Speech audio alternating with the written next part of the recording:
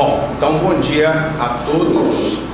Vamos então dar prosseguimento ao nosso curso de execução penal e hoje nós vamos falar sobre o livramento condicional. Bom, o que é o livramento condicional? O livramento condicional ele é um benefício previsto na Lei de Execução Penal que tem como objetivo favorecer o condenado que tem bom comportamento e que poderá, com o livramento, cumprir uma parte da pena em liberdade. Então, ele está previsto no artigo 83 artigo 83 a 90 do CP, também está previsto na Lei de Execução Penal do artigo 131 até o artigo 146. Então, a lei diz o seguinte, basicamente: poderá ser concedido pelo juiz da execução penal presentes requisitos objetivos de natureza e quantidade da pena imposta ao condenado, que nós vamos ver. Então ele tem um requisito objetivo, que é a quantidade da pena imposta, e tem os requisitos subjetivos, que é o bom comportamento carcerário. Então, primeiro vamos para o requisito objetivo. Com exceção das penas restritivas de direito, que são aquelas em que o condenado é apenado, uma pena privativa de liberdade, temos a transformação para restritiva de direito e multa, cumprimento da pena de mais de um terço para não reincidentes e bons antecedentes, ou metade para os reincidentes, ou 2/3 nos crimes hediondos, e evidentemente a reparação do dano. Então vamos repetir o requisito objetivo. Primeiro, 1/3 da pena para o reincidente. Nós temos metade, aliás, 1/3 para os não reincidentes, metade para os reincidentes e 2/3 do crime também com a reparação do dano. Então a nossa coleguinha trouxe aqui a canetinha para a gente fazer aqui no ladinho uma simulação. Então eu vou dar aqui um exemplo do livramento condicional. Eu tenho 1/3 da pena para os não reincidentes. Então prestem bem atenção. O exemplo seria o seguinte: se ele foi condenado a 9 anos, 1/3 de 9, quanto é? 3. Então, 9, tendo ele cumprido 1/3, ele vai cumprir 3 anos da pena privado de sua liberdade e 1/3, 9 menos 3, ele vai cumprir 6 anos da pena em livramento condicional. Essa é a hipótese 1, letra A, 1/3. Hipótese 2, eu tenho metade para os reincidentes, então metade para os reincidentes. Então, se ele é reincidente, ele foi condenado a uma pena privativa de liberdade de 9 anos. Quanto seria a metade de 9? 4 anos e 6 meses. Confere? Então, ele passa 4 anos e 6 meses preso, 4 anos e 6 meses em livramento condicional. Beleza? Fácil, isso é muito fácil. Não tem dificuldade nenhuma. C de casa, 2/3 ou 2/3 no caso de crime hediondo. Então tem 2/3 em crime hediondo. Beleza? Então eu teria, nos 9 anos, os 2/3 seria quanto? Seria 6 anos, não é isso? Então ele passa, vou botar aqui, tirar isso aqui, 6 anos, eu vou ter 3 anos. O que eu posso dizer aqui? Que ele ficaria preso 6 anos e 3 anos ele ficaria em livramento condicional. Agora reparem, com a nova alteração que foi feita, nós temos uma situação que nós vimos lá: todos os crimes que forem hediondos ou equiparados com resultado morte, está proibido o livramento condicional. Vamos repetir de novo? Todos os crimes hediondos e assemelhados com resultado morte, eu tenho a proibição do livramento condicional. Beleza? Então, se o crime for hediondo com resultado morte, professor Franklin, eu posso pedir o livramento condicional? Não, porque a lei proíbe a concessão de livramento condicional a crimes hediondos e assemelhados com resultado morte. Beleza pura? Fácil, né? Então, além, lógico, desses requisitos aqui que nós vimos, eu tenho bom comportamento durante a execução da pena. Professor Franklin, quem é que dá essa certidão de bom comportamento? É o diretor do estabelecimento carcerário. Isso é uma decisão dele, administrativa. Tá bem?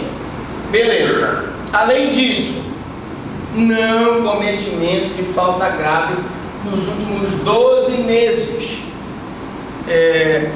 Professor Franklin, se ele, nesses 12 meses, se envolveu com um movimento de fuga, ele tem direito ao livramento condicional? Não. Ele não vai ter bom comportamento, não se vai ser atestado que ele cometeu falta grave. Tentativa de fuga é falta grave. O fato dele ter agredido outro preso, praticado lesão corporal contra outro preso, é falta grave. E assim sucessivamente. C. Bom desempenho no trabalho que lhe foi atribuído. Nós vimos na aula passada que quando ele recebe um trabalho para ser executado, ele pode diminuir para cada 3 dias trabalhados um dia de pena, que é a remissão, e para cada 12 horas de cursos, né, de ensino médio, de ensino profissionalizante, para cada 12 horas ele lendo o livro, fazendo aquela ficha de resumo do livro, ele para cada 12 horas terá remissão de 1 dia de pena. Então, evidentemente, que nesse bom desempenho do trabalho que lhe foi atribuído, virá o relatório que ele tem bom desempenho no trabalho, que ele tem X dias de detração pelo trabalho, que ele tem X dias de detração pelas 12 horas que ele se dedicou a um curso profissionalizante, e isso vai ser considerado também um livramento condicional. E finalmente a aptidão para prover a própria subsistência mediante trabalho honesto. Professor, e se ele estiver envolvido em atividade de grupo de extermínio? Se ele fizer parte de milícia privada, se ele é parte do crime organizado, eu tenho condições de dar uma certidão que ele vai prover o próprio sustento com atividade honesta? Evidentemente que não. Deverá ser indeferido, mesmo ele tendo cumprido o requisito objetivo do cumprimento da pena, tá? Porque ele tem que provar que ele tem condições de prover a sua subsistência mediante trabalho honesto e não participando de organização criminosa. Sempre ouvidos o Ministério Público, a defesa, o Ministério Público como fiscal da lei, a defesa pelo princípio do contraditório e da ampla defesa, o Conselho Penitenciário, aqui com o representante da estrutura do sistema carcerário para que aquele cidadão possa ou não receber o benefício. Nos termos da lei de execução, artigo 180 ao 193, são incidentes de execução. Pergunto, vocês têm alguma dúvida do livramento? Tranquilo, fácil. Vamos só dar uma recapitulada então. Livramento condicional, está dando para ver aqui? 1/3 da pena não reincidente, 9 anos, 1/3 ele cumpre preso, 3 anos preso, e 6 anos ele vai cumprir em livramento condicional. Professor, nesses 6 anos, quais são as condições que ele vai cumprir? Ele pode e deve cumprir as condições que estão previstas no termo de livramento condicional. Então, por exemplo, comparecer ao juízo mensalmente para informar suas atividades, tem que ter reparado o dano da vítima, não se ausentar do distrito da culpa, são condições que ele deve cumprir, inclusive condições restritivas, como por exemplo, não andar armado, não ingerir bebida alcoólica, no caso de violência doméstica, não estar próximo a 100 metros da vítima de violência doméstica e etc. Professor, e se ele descumprir essas condições? Evidentemente que o descumprimento das condições impostas gerará a revogação do livramento condicional. Tá bem? Maiores detalhes, temos uma aula específica sobre livramento condicional que trata desses assuntos. Bom, então vamos falar um pouquinho agora dos incidentes de execução penal. Bom, incidente de execução penal é toda e qualquer situação que acontece na execução penal, tanto no que se refere ao excesso, ao desvio, que nós vimos na aula passada, a parte prática, inclusive vimos uma situação de um preso que estava preso em prisão privativa de liberdade e que depois teria direito a uma progressão desse regime para ficar num regime semiaberto, e ele, por erro do diretor do estabelecimento carcerário, ele continuava no regime anterior. Então vamos por parte. Todo e qualquer incidente, tudo que ocorrer na execução penal é considerado incidente de execução penal. Então são incidentes as conversões, o excesso, o desvio, a anistia e o indulto. Professor Franco, o que são conversões? Nós já vimos na aula passada. Possibilidade da conversão da pena privativa de liberdade numa restritiva de direito, possibilidade da pena restritiva de direito ser convertida em multa, tá? Quando é, professor, que a pena privativa de liberdade vai ser transformada numa restritiva de direito? Lembrando, pena não superior a 4 anos, condenado não reincidente, crime não praticado com violência à pessoa ou grave ameaça, circunstâncias judiciais favoráveis. Quando é que eu posso transformar essa pena privativa de liberdade, restritiva de direito, numa multa? Penas não superiores a 1 ano são normalmente convertidos em multa. Lembrando que a pena de multa não poderá ser concedida isoladamente, salvo nos casos de contravenção penal. Por quê? Porque a lei de contravenções penais é a única que traz a pena de multa isolada. Crime previsto no Código Penal, ele necessariamente vai ter uma pena, seja ela privativa de liberdade e multa, seja ela restritiva de direito e multa. A multa nunca é isolada no Código Penal, ok? Pode acontecer, evidentemente, dele cumprir a restritiva de direito, cumprir a privativa de liberdade e não pagar a multa. Lembrando que também, segundo a informação da aula passada, a multa será convertida em dívida de valor e será executada à luz da legislação da Fazenda Pública e ou pelo procurador fiscal, no caso de dívidas da União, ou pelo procurador estadual perante o juiz da execução penal, transitada em julgada e certificado que ela é dívida ativa da Fazenda Pública. Ok, feito esses esclarecimentos sobre as aulas anteriores, continuamos aqui com as conversões. O excesso ou desvio, nós vimos, estão chamando aí, por gentileza, vejam lá, tem gente aí chamando alguém ali, muito bem. O excesso, o desvio nós vimos na aula passada também, o excesso é quando, por exemplo, o preso já tem tempo para ser solto e continua preso. Se ele está preso além do tempo, eu vou ter um excesso no cumprimento da pena. E posso ter o desvio quando ele está com direito ao cumprimento de um regime semiaberto, ele continua no fechado, ou no aberto, ele continua no semiaberto, e aí eu tenho um desvio. Anistia, nós falamos na aula passada a diferença entre anistia e o indulto também. Só recapitulando, mas a gente vai voltar. Então eu dizia que a anistia, ela é uma lei do Congresso Nacional, e o indulto é um decreto do presidente da República. Então tem diferença.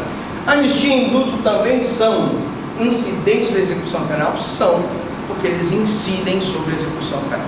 Então vamos lá, feitas essas considerações, eu tenho que falar das conversões, né? As conversões estão previstas no artigo 180 da LEP, e conversão é a substituição de uma sanção por outra pena, medida de segurança, no caso da execução penal. Pronto. Ele será apenado com uma sanção penal privativa de liberdade, restritiva de direito ou multa, se a pena for imposta a uma pessoa imputável. Quer dizer, professor, que os imputáveis podem sofrer sanção penal, privativa de liberdade, restritiva de direito e multa. E os inimputáveis, aqueles que não têm condição de entender o caráter ilícito do fato ou determinar-se de acordo com esse entendimento, vão sofrer uma medida de segurança. Então eu tenho os imputáveis e os inimputáveis, tá certo? E tenho o semi-imputável, que de acordo com o exame poderá sofrer uma sanção penal ou poderá sofrer uma medida de segurança, ok? Bom, isso é uma conversão da pena, a substituição da pena, da sanção privativa de liberdade por uma restritiva de direito ou dessa pena por uma medida de segurança. Isso é conversão. Professor, tem um exemplo aí de quando é que um cidadão, cumprindo uma pena privativa de liberdade, pode uma medida de segurança. Se esse cidadão lá no cárcere, ele apresenta doença mental, o desenvolvimento mental incompleto ou retardado, ele vai ser encaminhado para uma medida de segurança. Isso aí é uma conversão. Não podemos confundir essa modalidade com a substituição da pena. Na conversão, a pessoa já está em cumprimento daquela pena, então eu já estou no cumprimento de uma pena privativa de liberdade, tá? Essa pena privativa de liberdade não foi transformada em restritiva de direito, porque a pena era acima de 4 anos, ele era reincidente, o crime foi praticado com violência, as circunstâncias judiciais não eram favoráveis. Mas ele, cumprindo aquela pena privativa de liberdade, ele apresentou doença mental, desenvolvimento mental incompleto ou retardado. Aí eu vou aplicar a medida de segurança. Deu para entender isso? Então não vamos confundir uma coisa com outra. Uma coisa é substituir a pena privativa de liberdade pela restritiva de direito. Outra coisa, ele não pode haver essa substituição, e ele, por apresentar doença mental no cárcere, ele, em vez de cumprir a pena privativa de liberdade, ele vai cumprir a pena seria uma medida de segurança, que alguns dizem que é pena, outros dizem que não, ok? Enquanto na substituição a pessoa começa a cumprir a pena que foi substituída. No caso da substituição por pena restritiva de direito ou multa, eu já tive essa substituição e, portanto, ele já está cumprido. Bom, então o excesso vamos começar então agora a falar do excesso e do desvio. Daqui a pouco a gente para a aula para poder mostrar a parte prática. Tá? Então, previsto nos artigos 185 e 186 da LEP, o juiz das execuções penais deve conter os abusos que porventura forem praticados pela administração penitenciária nos exemplos de excesso, punição administrativa imerecida, desnecessária, né? Além do previsto em lei, ou desvio, manter o condenado em regime quando já tem direito a outro, ou permissão de saída não prevista em lei, ou a dispensa injustificada do trabalho prisional ao preso, ou se não instaura o procedimento de preso por falta grave. Bom, vamos começar pela falta grave. Se o preso ele pratica uma falta grave, eu tenho que puni-lo administrativamente, perfeito? Mas para eu puni-lo administrativamente, até no processo administrativo, eu teria que instaurar um procedimento, apurar aquela falta, dar o direito ao contraditório para ele, porque se o diretor do estabelecimento já automaticamente impõe a pena sem o procedimento necessário, aquela sanção administrativa é nula de pleno direito. Vamos começar por aí. Outro exemplo, se o preso está com direito já à progressão de regime, porque ele cumpriu aqueles percentuais que foram alterados pela lei, evidentemente que se o diretor não permite essa progressão, ele está incidindo num erro passível de ser corrigido pelo Poder Judiciário. Certo? Beleza. Se aquele diretor sabe que aquele preso já cumpriu a pena e não providencia o seu alvará de soltura, ele está também praticando uma conduta irregular que deve ser reparada pelo Poder Judiciário. Então, eu, advogado daquele preso, eu sabedor de que está havendo aquele excesso, ele está cumprindo além da pena dele, eu sabedor de que ele está havendo aquele desvio, porque ele está com direito a uma progressão de regime do fechado para o semiaberto ou do semiaberto para o aberto, e isso não está acontecendo, eu posso entrar com uma petição perante o juiz da execução penal, que isso é uma decisão judicial, passa a não ser uma decisão administrativa, tá?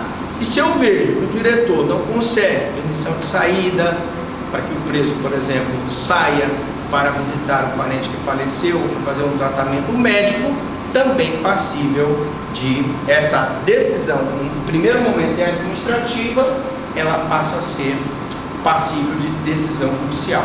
Mesma coisa a imposição de falta grave, eu posso provar que o meu cliente, a ele foi imposto uma falta grave, que ele na verdade não praticou e que não foi instaurado o processo competente administrativo para a punição dele, beleza? Bom, então vamos lá.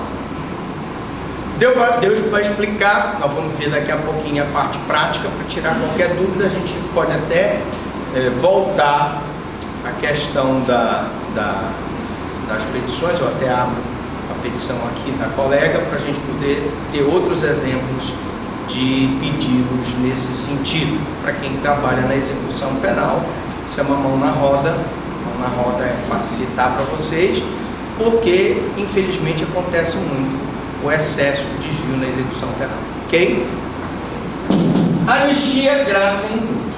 Bom, primeiro eu preciso dizer que a Constituição Federal refere a anistia concedida pelo Congresso Nacional no artigo 48, inciso 8º da Constituição Federal, bem como ao indulto, a comutação da pena, que são otorgadas pelo Presidente da República. Então, a primeira diferença que eu faço em relação à anistia ou indulto é de que a anistia, ela é uma lei do Congresso Nacional e o indulto é um decreto presidencial, ok? Ambos vão beneficiar pessoas que foram presas e que terão benefícios legais através da anistia, questões de crimes políticos.